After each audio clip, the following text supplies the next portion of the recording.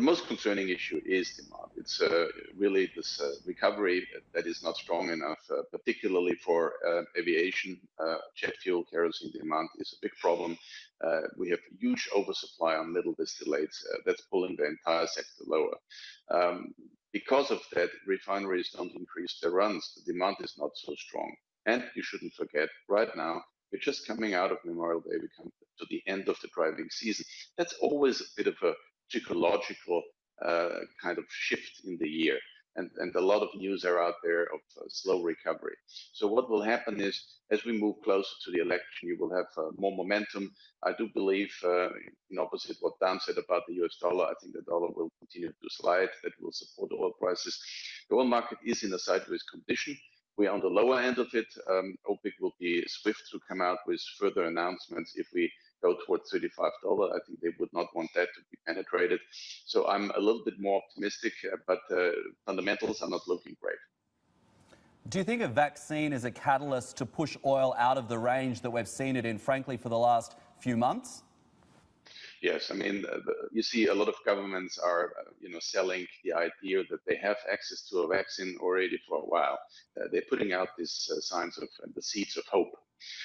What will happen now at different parts of the world, they will start to roll it out at different levels of testing that has taken place. So the problem is, till reality kicks in and it really works, and people get vaccinated, it will take some time. What can help much more in reality and to reboost the economy is if there were more instant testing capacities available. Because if you can test fast, you can bring people back into the air flights and all that kind of stuff.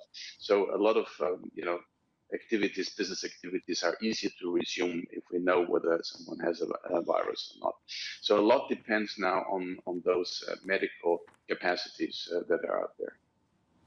You mentioned more action from OPEC if we see prices hanging around $35 a barrel. Could that mean that cuts are reinstated? Well, the OPEC cuts have been their call at the time when they had to make them. Readjusting them is a natural thing that is happening.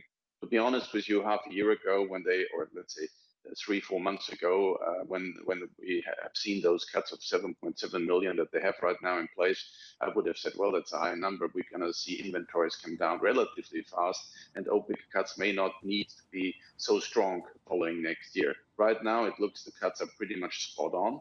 If they want to support prices, they may have to cut a little bit more to help inventory draw to happen faster. How much more?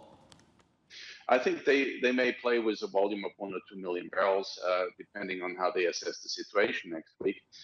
But again, a lot of that is driven also by sentiment. The news that were out were not so supportive.